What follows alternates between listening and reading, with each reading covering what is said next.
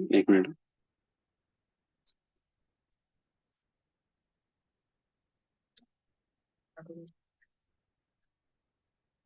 Hello everyone, my name is Faiz Ali and I have 6 to 7 years of experience in preparing for competitive exams. Currently our domain is history and today we will proceed with our topic, that is Indus Valley civilization. Yesterday I had given a general broad line of what this term connotes. To give a brief review, civilization is related with cities. So very logically, when there are cities means a developed area which has specialists performing many functions.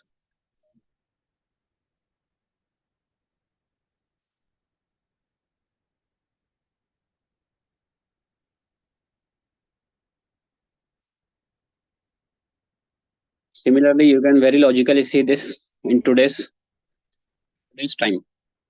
Mumbai is the financial capital of India. New Delhi, the political capital. So specialization, that was a thing we were talking about. When there was specialization, these people also used to trade.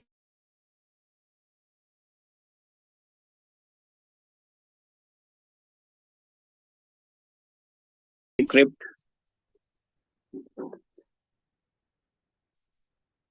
and trade was overland and overseas. Similarly, trade was both long distance and short distance.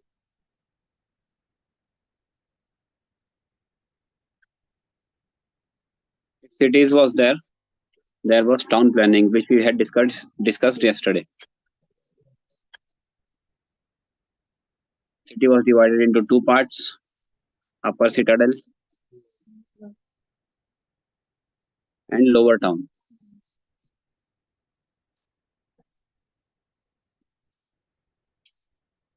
This we had all seen in the yesterday's lecture.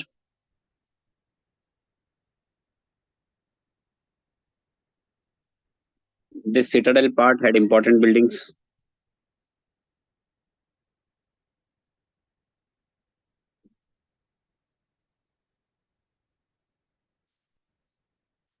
And housed the ruling elite.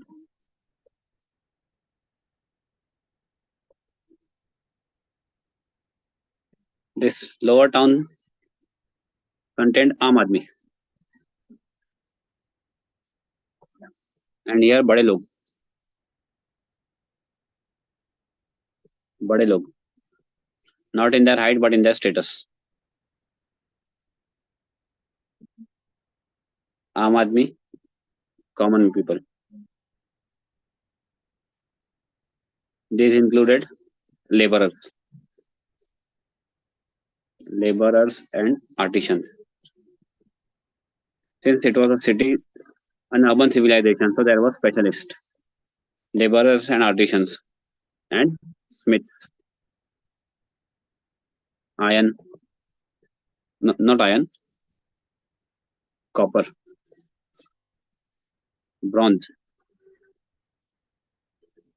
and gold,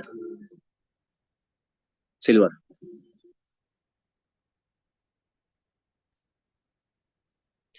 As shown in KGF, Narachi was not an imaginary town.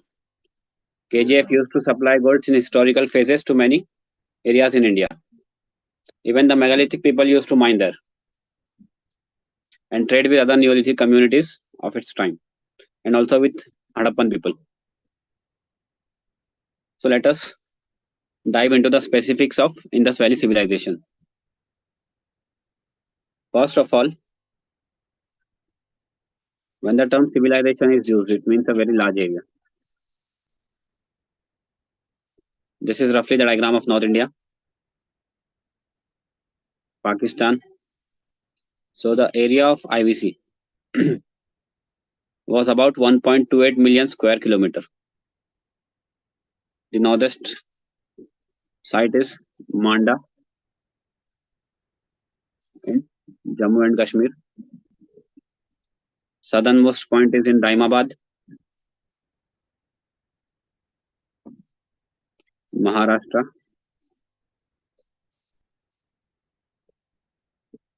The easternmost point is in Alamgirpur,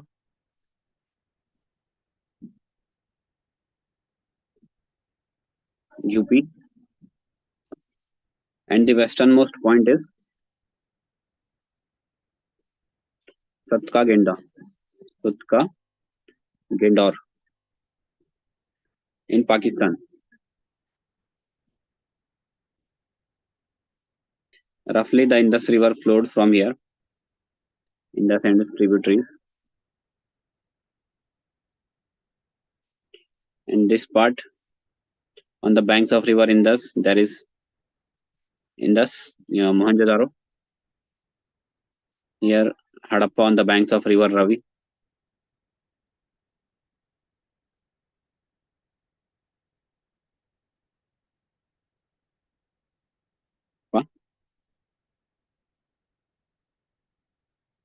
There was also a trading outpost of Shortughai. Shortughai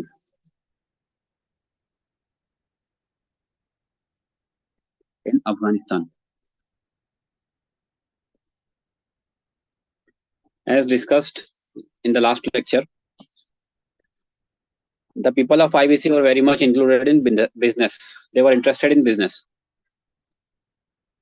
So, to increase their profits, they did not used to make their journeys to and fro to this part. They settled a colony here to obtain lapis lazuli. Lapis lazuli, a blue color gemstone.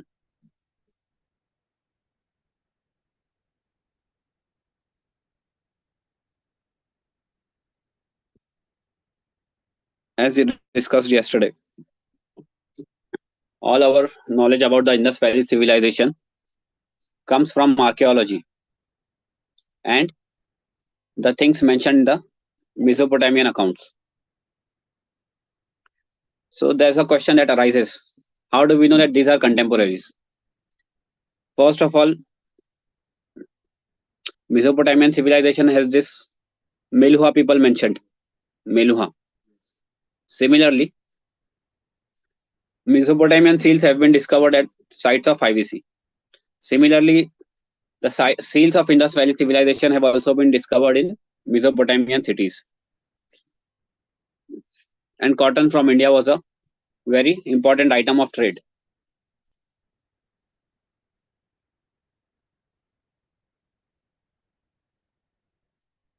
As we have discussed the extent here, extent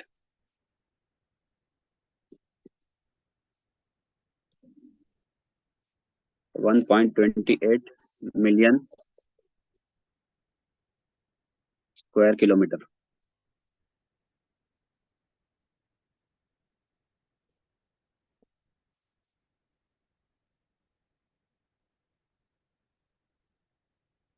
One more question that may arise is, in the modern times, we are not able to control many very large areas. Even many countries are having difficulties in controlling the areas. So it's a wonder of how such a huge civilization is operating under a uniformity. It contains three countries, no? And other important sites are Lothal and Dholavira.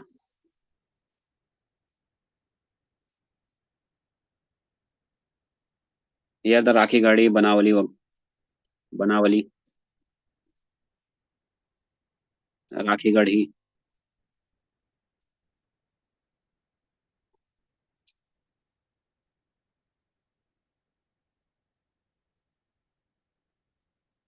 We have discussed the extent. Yesterday I talked about three phases: early phase, mature phase, and the later phase. So let us discuss about the origin. Origin. There's a very famous site of Mehergarh in Pakistan. So there's a belief that the early people of Mehergarh started migrating to the eastern parts.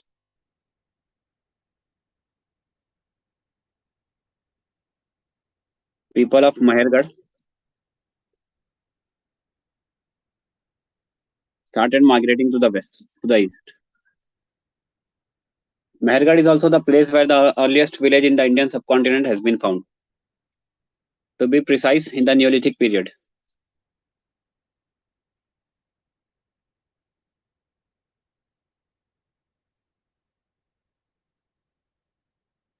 So these settled agricultural communities in Mehergarh developed surplus and started developed an advanced phase of culture, Chalcolithic Chalcolithic phase, that is stone copper phase.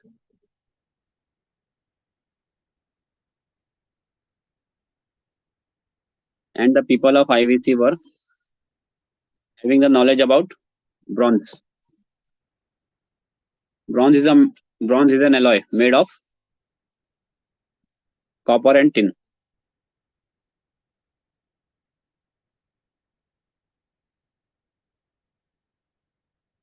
The question arises that tin is in limited supply in India. So tin was imported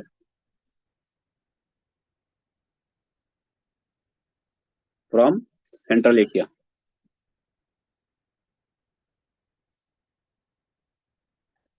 Central Asia, the countries include Tajikistan, Kazakhstan, and all these countries. And copper was obtained from Khetri mines. Khetri mines of Rajasthan.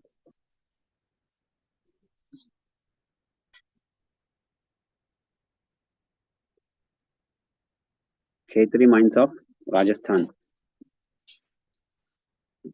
This is very easy to remember. In the in the area of Maharashtra, we call people who are very notorious Khetri.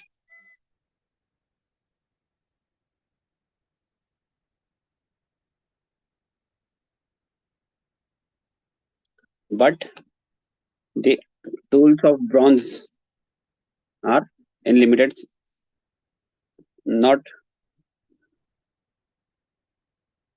not in very great quantity.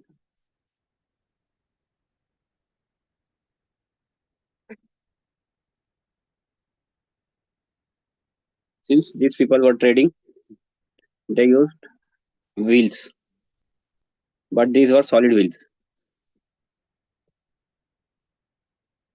solid wheels, not spoked.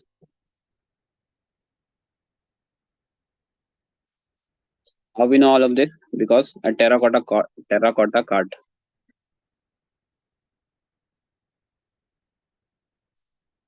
Next is overseas trade. There are two evidences of this. One is, to be precise, three. Boat depicted on seals. Boat was depicted on seals. So we can say that that is what we use today. The word we use today, marketing, was another way of showing their culture. Boat depicted on seals and boat depicted on seals.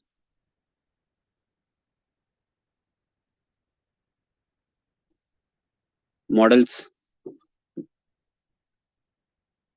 models, and a dockyard at Lothal. This is very important.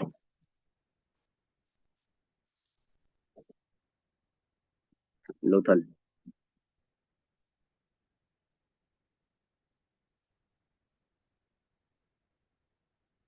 So we are discussing the trade part of this. Trade part of this civilization.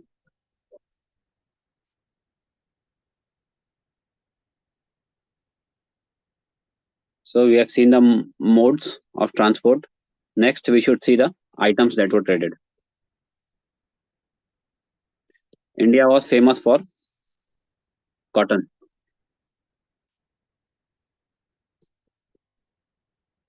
So the people of IVC used to export cotton to Mesopotamia.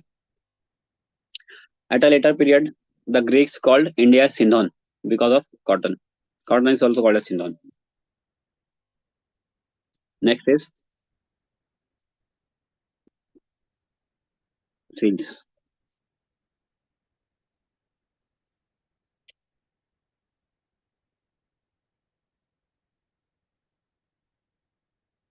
Seals were a rectangular piece of stone that had etchings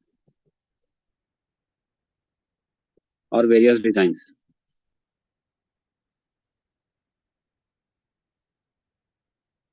Various designs. Now, what all the seals tell us about IVC? First of all, material culture. Material culture. This means the material that they were using. Materials used by them.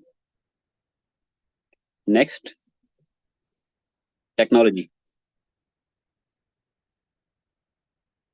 Technology. The seals of IVC were of a very high quality. They were made and there was embossing on that on the seals. So they are still shining. Technology. Next is similar thing can be observed from other material remains such as metals and tools.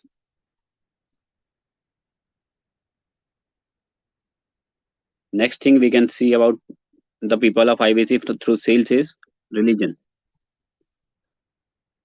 Religion. Tarun, please turn on the AC. Religion. Actually, there were many beliefs of these people. First was nature worship. This we know because a seal that was found had a human figure in a tree. So they must be thinking that something is in there. Something is there in the tree. Nature worship. Next is unicorn. Unicorn deity.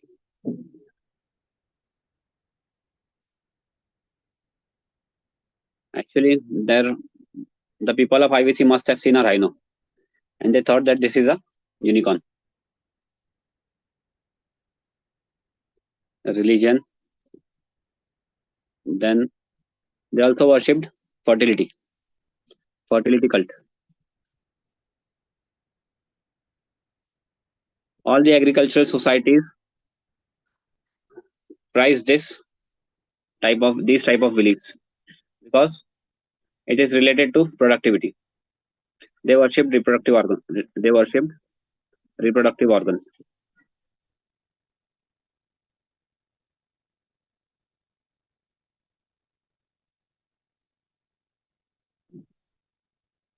of men and women. One more thing we get. One more is the Pashupati seal. Pashupati, male deity. Proto-Shiva. This has been found from a seal at Mohenjo-daro. Next is human sacrifice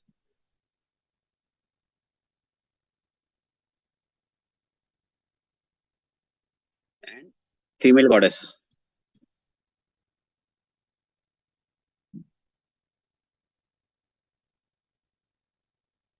This we know because of terracotta models.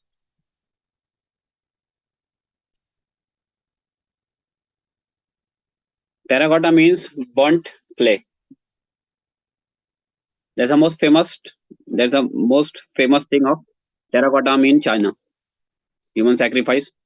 Here a female was about to be sacrificed. We know all of this through seals. Let us 1, 2, 3. Religion.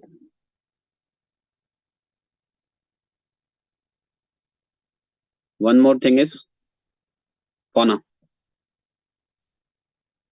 Fauna. The animals these people were familiar with. Rhino, tiger, deer, mythical unicorn, elephant. This part is a little important to get a get a thorough understanding of IVC. Actually, this present area of this civilization is very desert-like, but they've seen rhino. This must indicate that vegetation during those times was relatively better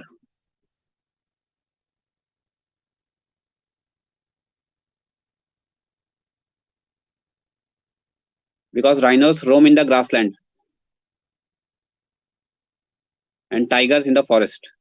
Actually, tigers are available in almost any almost all type of landforms and climatic conditions.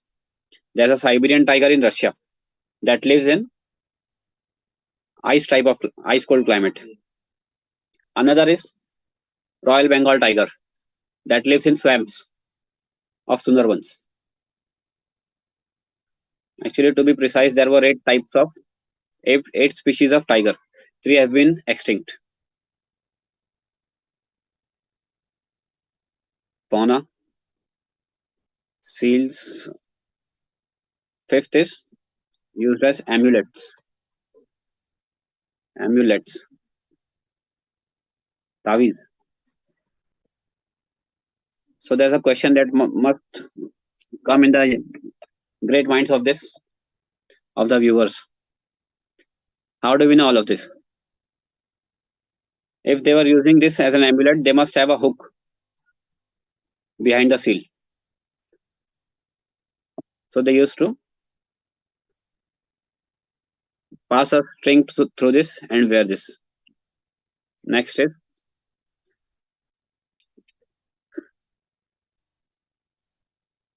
we have already discussed this point in yesterday's lecture as a seal or mark on goods of trade.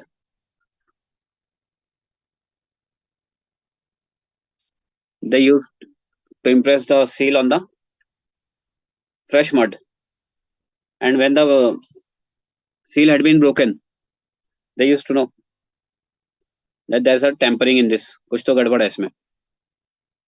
Seal mark on goods of trade. So one more important thing, material culture. The stone they used to make these seals was steatite. Steatite was the stone that was used to make seals of IVC.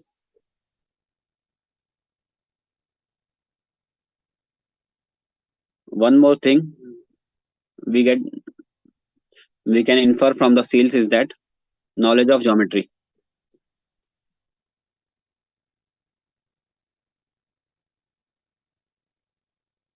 This can also be inferred from town planning, as discussed yesterday.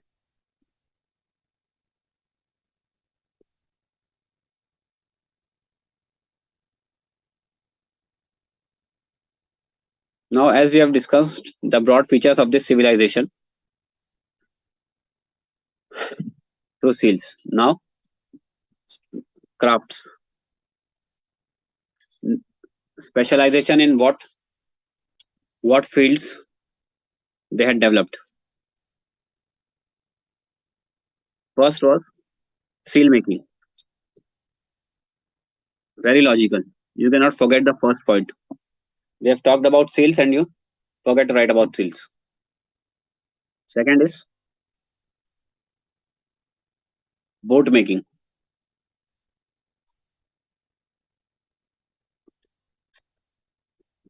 If you want to sail to a place and there are holes in your boat, you will go nowhere. Only up. Third is bricklaying. Now there a question must arise, na? Bricklaying, what is this? Anyone can lay bricks, but you need specialists to lay bricks. Otherwise, your building will fall like a pack of cards, like a domino. Bricklaying. The bond they were using was English bond. English bond. English bond is a technique of laying bricks. Fourth is they were trading communities. So they used to wear jewelry, smithing, gold and silver. Another important thing is tool makers. Next, pottery. The type of pots used by Indus Valley civilization are called as black on red ware.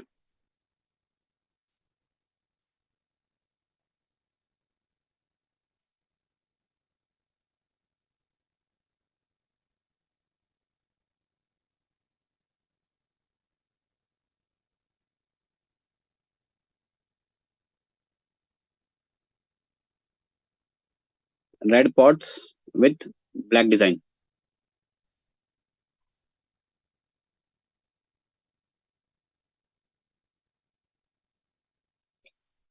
Red pots with black design.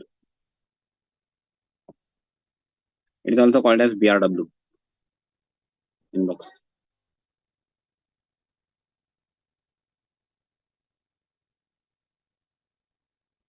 One thing before brick laying, there should be brick making. And as discussed yesterday, the bricks were of very high quality and of uniform size. Uniform size in the ratio of 1:2:4.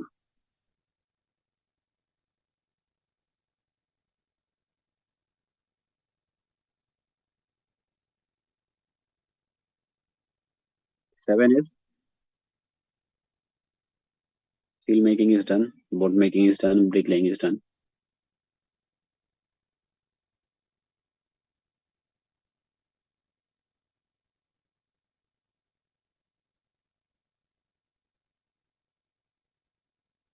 Now let us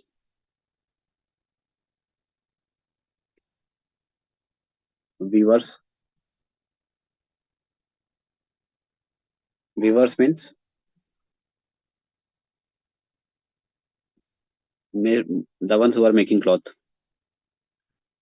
Then sculptors are working in terracotta.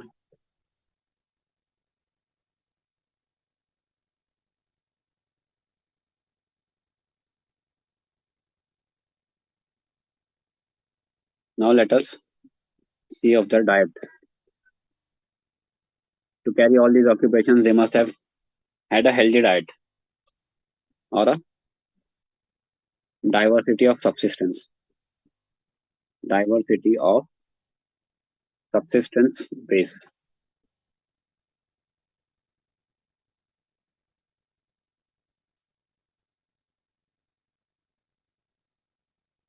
As the proverb goes, you cannot put all your money on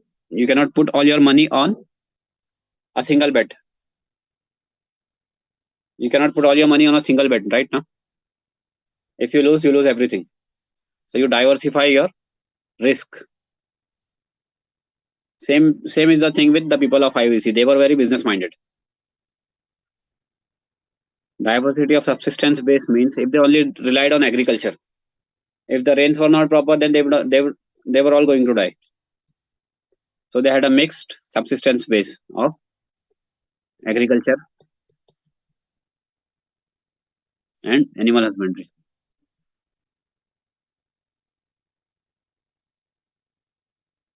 and in some places fishing. This is very logical. You cannot carry on the occupation of fishing on an enclosed ground. You need to have rivers or lakes for the fishing activity.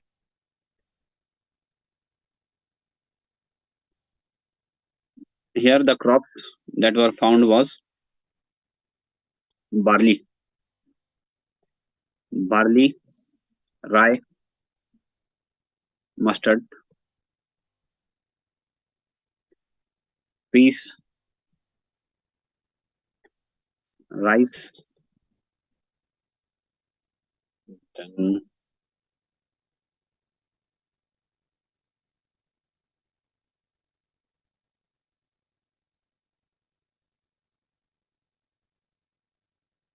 dates,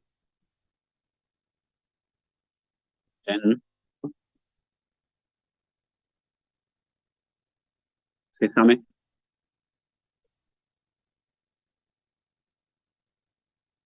Watermelon seeds.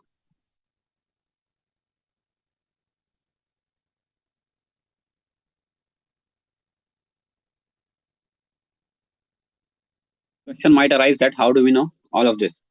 Because the grains get decomposed after rotting. So some of these were found in a charred state, charred, charred. After cooking something that had been burnt and it was preserved due to the climate. One more thing is the sites of IBC are situated in a very dry area. So the level of preserve the level that has been preserved is very much helpful for the archaeologist. Similarly, the sites of West Bengal or the Ganga Valley, it is a very moist climate. So the level of preservation is not to such an extent. Animal husbandry and hunting and hunting.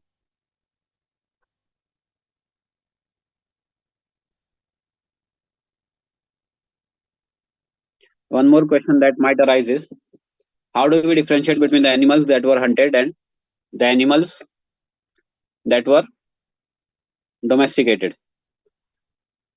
When an animal has that is in a domesticated animal, the joints are fused joints due to their repetitive work.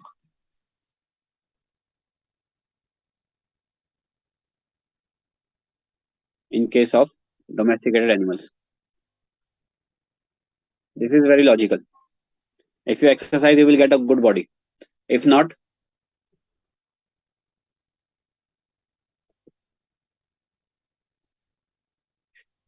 you will be okay.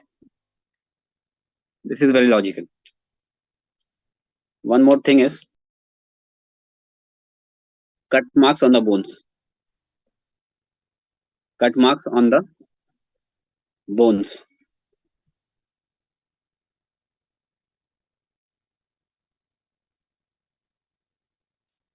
Similarly, the wild animals and the domesticated animals have different physical features.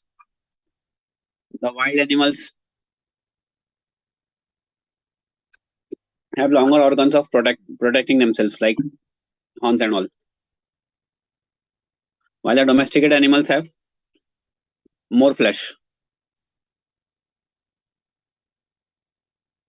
Animals that were found was rhino, buffalo, buffalo, ox, goats, sheep, pigs.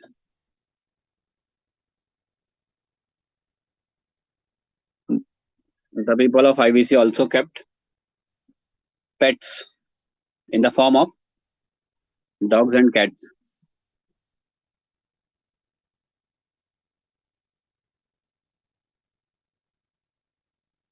There.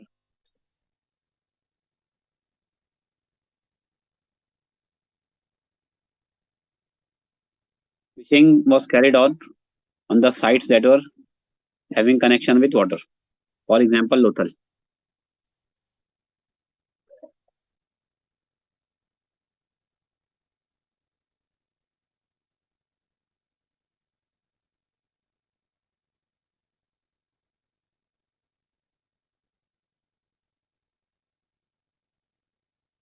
City of subsistence base.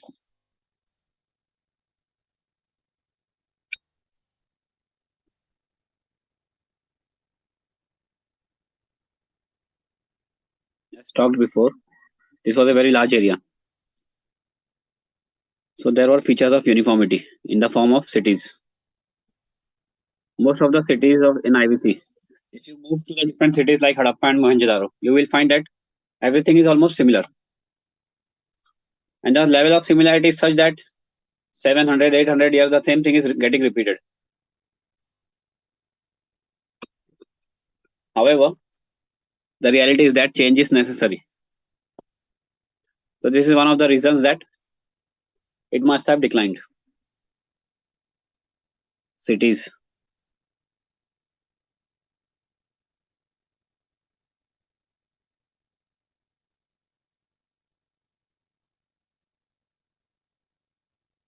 One of the most important structure that was found in the cities was granaries. Granaries used for storing grain.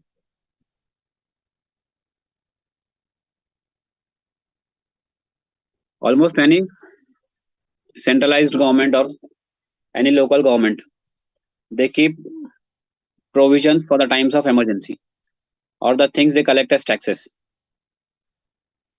Similar is the thing with the government of India. We have Food Corporation of India that keeps buffer stocks of grain to tide over situations like COVID-19 or when there is a scarcity of food grains. So ancient India also had Food Corporation of India.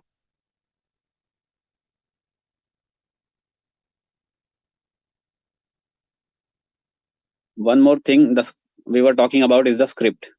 The script is uniform in all the sites of IBC. Uniform script.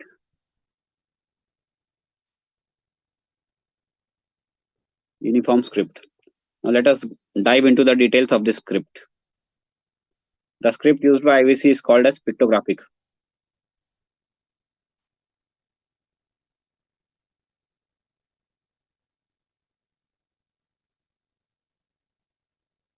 Pictographic. Pictographic or logosyllabic.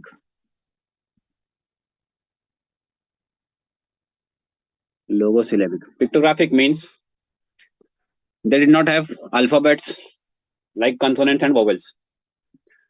They used symbols like a fish or a jar. Jar was the most common, most used symbol in the script of IBC. Even the pots of IBC have this script. So this means that this was the people of IBC used to read and write. So the thing goes is, पढ़ेगा भारत तभी तो बढ़ेगा Bharat.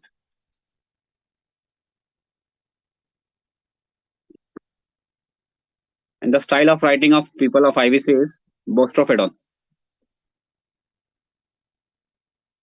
Bostrophodon style of writing. In this style, suppose you are starting to write from the right and the end of the line. Again, you are very lazy and you start from this point onwards. Again, you end here, then from here. Now the question arises, how do we know this? How do the archaeologists at all? They are not mind readers, na? So what is the study behind this? Suppose you start writing something. Here also, even I have done that. This part. I was writing very wonderful.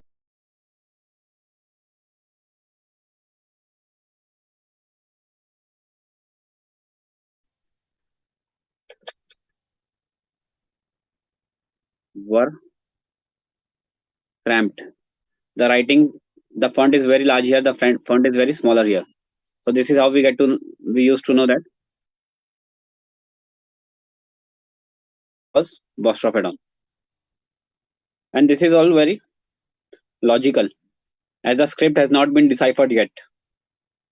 So we don't know anything about what their ideas were. We can only make a guess or inference from our study of this civilization.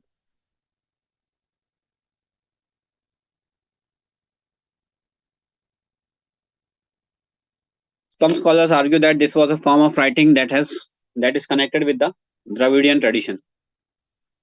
But until the script is deciphered, we cannot be conclusive about anything regarding the script. Thank you, everyone. This is all for today.